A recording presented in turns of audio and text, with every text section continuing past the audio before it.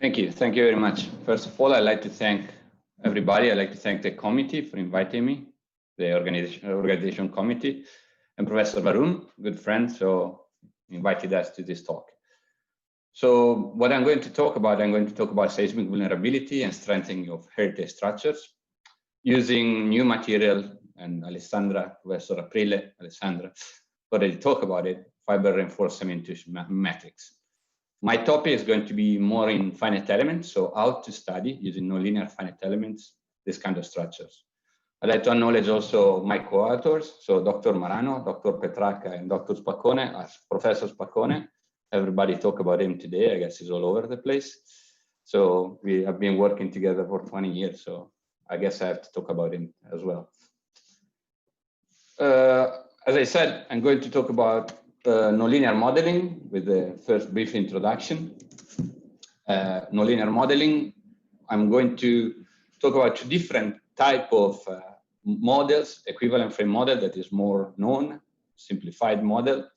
And then I'm going to talk about more advanced analysis, more advanced micro and macro modeling of masonry structures. I think is going to be very interesting. And finally, I'm going to talk about the strengthening. And so first of all, it's well known, why do we have to study with finite elements? Why do we have to study with advanced finite elements?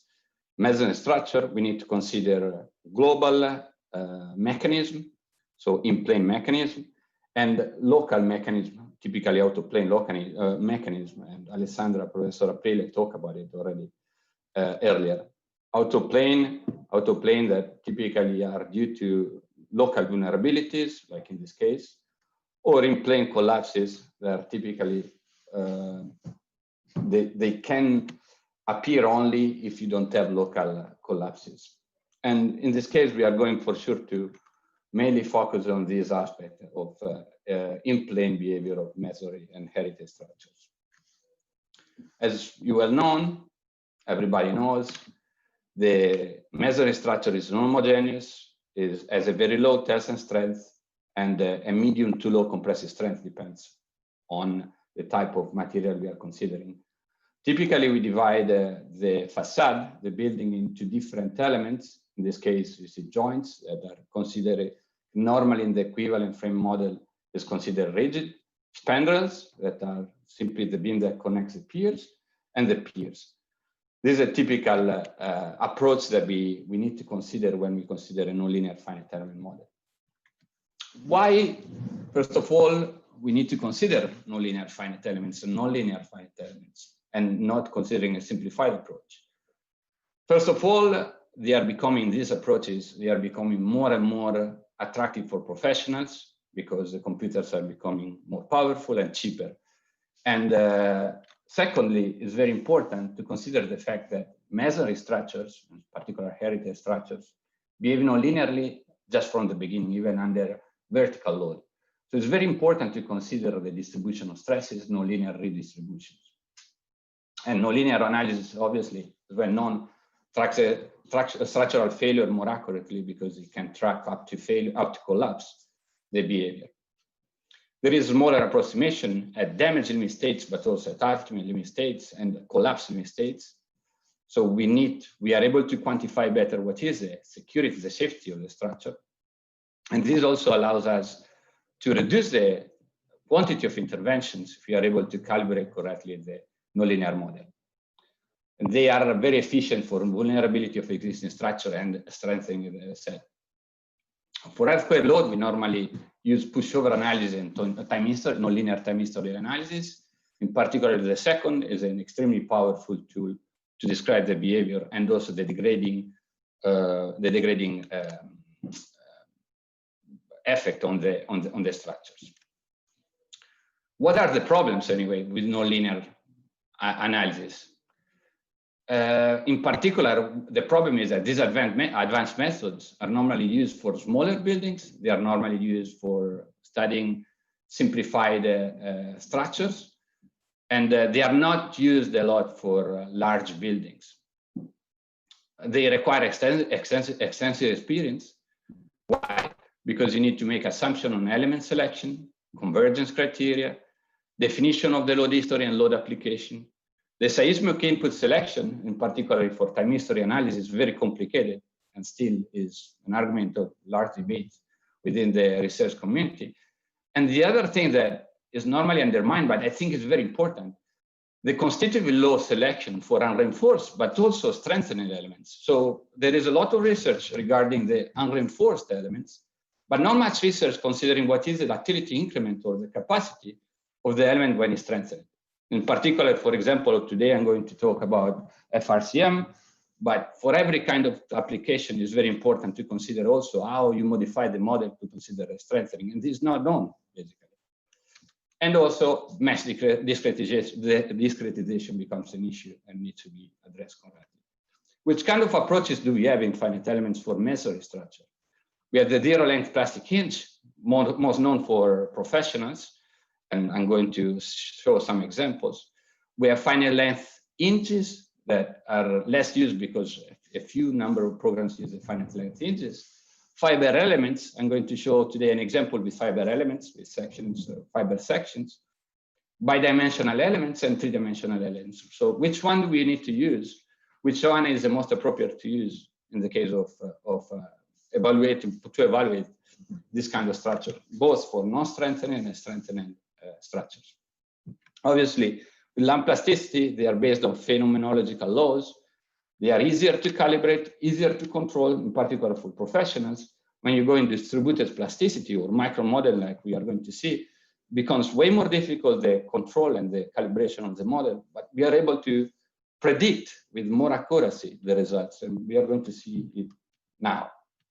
Equivalent frame model is well used in Italy, in Greece, or some part in Spain.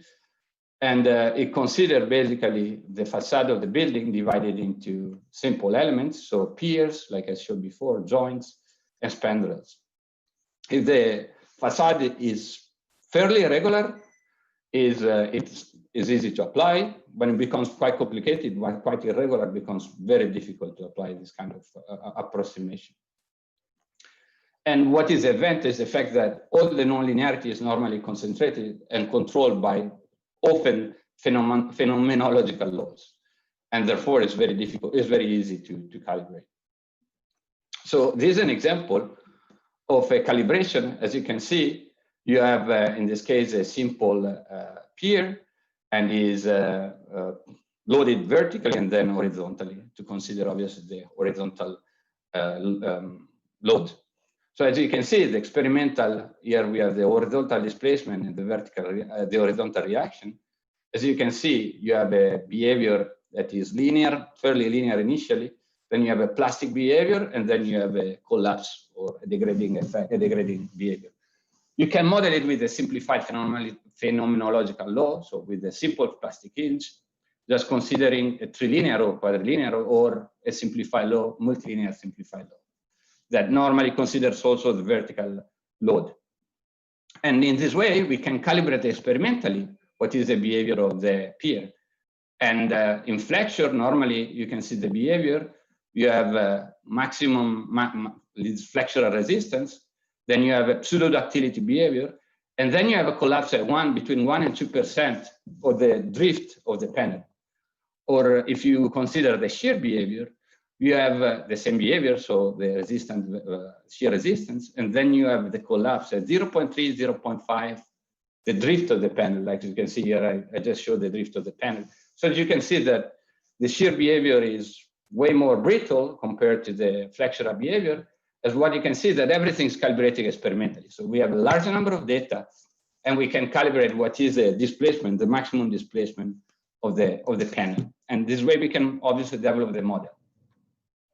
If we go into more sophisticated models, like in this case, I'm going to go fast with this. These are fiber elements, as you can see. So each element is divided into fiber in Gauss points, and each Gauss point is divided into fibers. So I'm not going to go into details of this kind of model. I'm just going to show the results. In this way, we can model the flexural behavior, biaxial flexural behavior, considering also correctly the axial interaction of the piers and the spandrels. These are the calibration of the model. They are uniaxial model. We don't have much details, but we use similar models to concrete. And this instead is a model that considers the plastic hinge to consider instead the shear behavior. So we are using a flexural behavior with a fiber model and a concentrated plastic hinge for the shear behavior. And in this case, we decided to use a modified Ibarra-Medina-Kravinkler model that is also comes from the concrete, reinforced concrete calibration. I just showed you an example of this kind of models. This was a building damaged by the recent earthquake in Marche. As you can see, it was large damage. We did, with other universities, some testing, and I can show you the model. This is a model, the equivalent frame model. I just want to show briefly the results, what we can obtain with these kind of models. This is a distributed plasticity, and you can see with the distributed plasticity, you can see the damage that is progressing in the building. This obviously is a fiber model. And you can see the cracking and all the damage and degrading effect of the earthquake. It's easy to do a pushover analysis as well as time history analysis because the model is very simple and very efficient. This instead is a shear failure, and also we can track the shear failures with the Gauss points.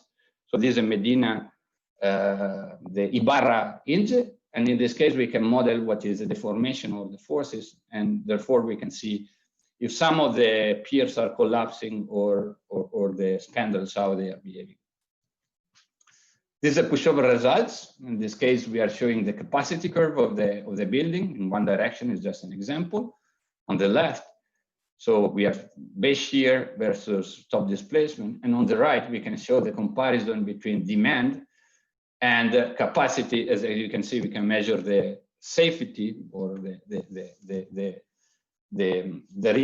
vulnerability of the structure in a very accurate way.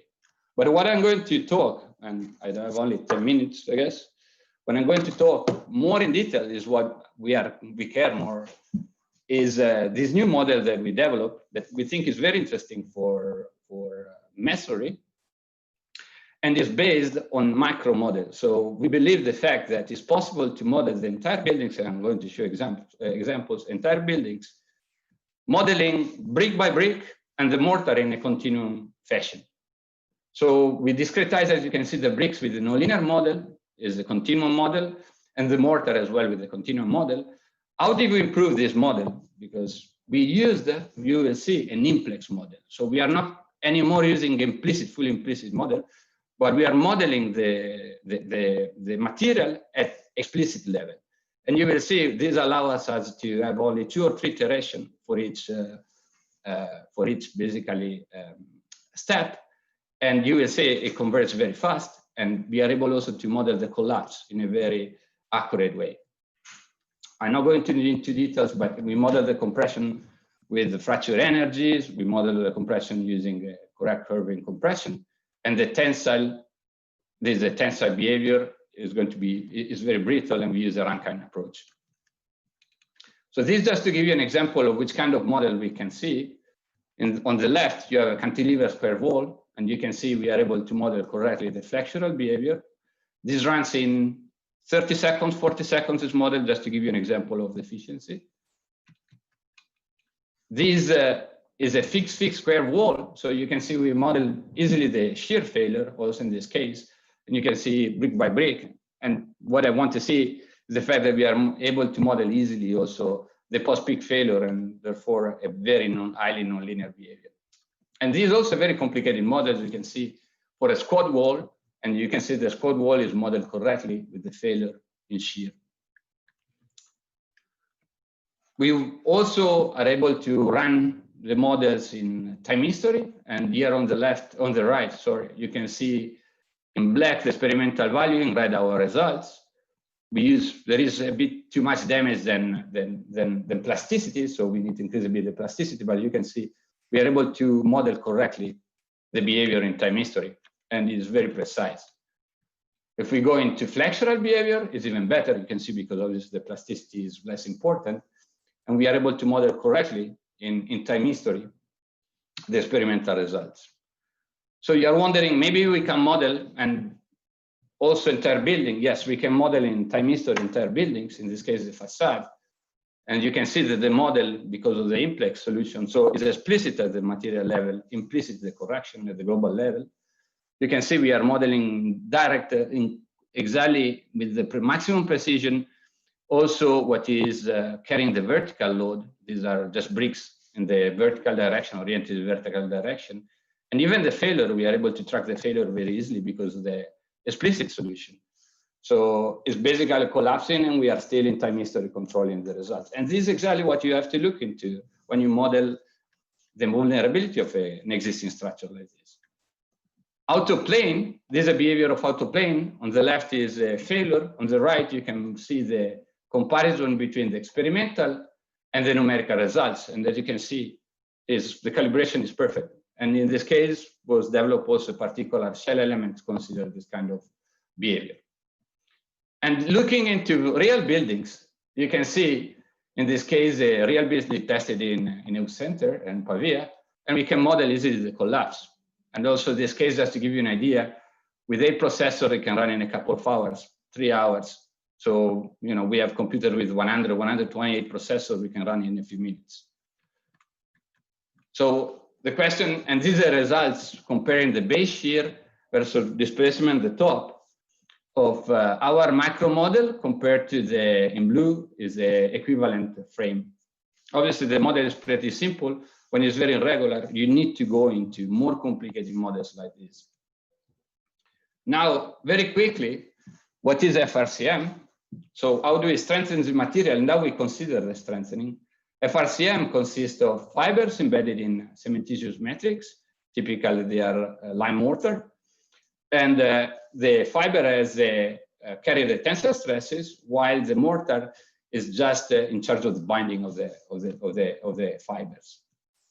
You can reinforce building autoplane, as you can see, or you can also add strengthening for the top of the structure, or you can increase the strength and ductility in plane and autoplane of the piers.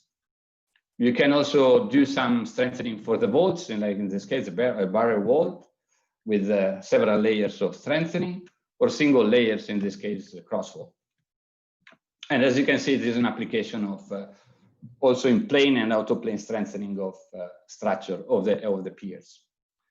How does it work? Is basically an external reinforcement added, and how they calculate similar to FRP. We measure the bonding force that is calculated a bit differently from FRP of the FRCM through, as you can see, simple shear testing. So FRCM debonding, you have fiber slippage, or you can have fiber rupture.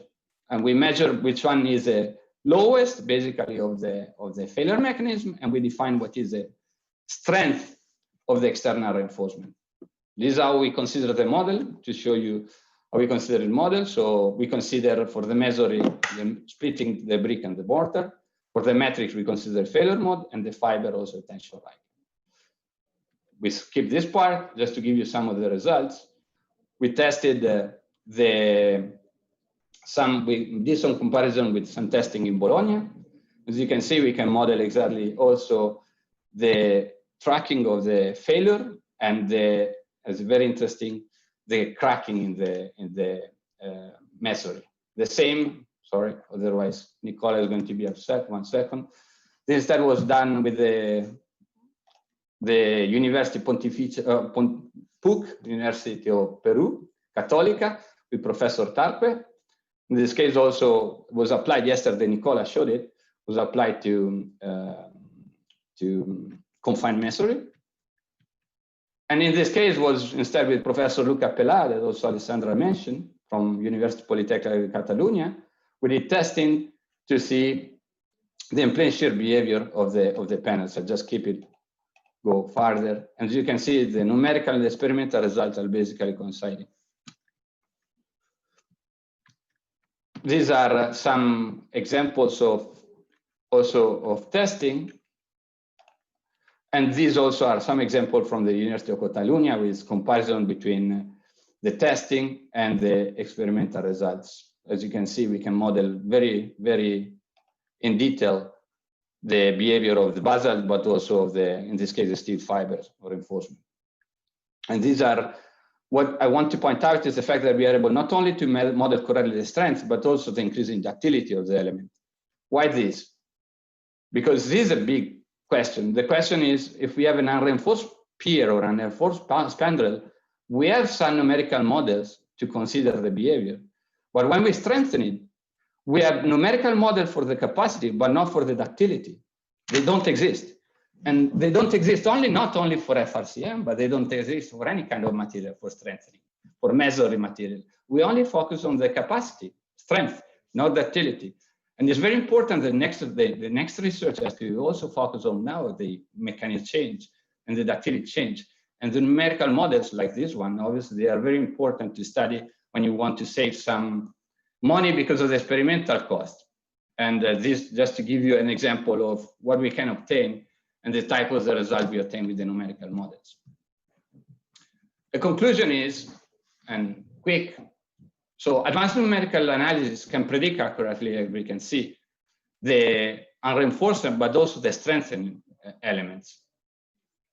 But it's very important to know that the widespread application of this procedure for both unreinforced and also strengthening structures have still a lot of doubts. And it's very important to integrate what is the research and profession, because right now there is a big disconnection between the two. Why? Because the research normally is concentrating on the single element or single research of a very advanced element or model, but often is rare, very rare, that you find universities that models entire structure with sophisticated models, because they still think that, you know, we still divide what is a simple element to study from an entire structure. What we believe is that the future has to be, obviously, concentrating on large models and to see how these large models can work together, how we can model the entire structure, considering even the soil structure interaction, but using sophisticated models. And this is still what has to be important to connect it in the profession with the research, because there is still a big difference between the two. So thank you very much. I think I was 20 minutes or 25, I think was correct.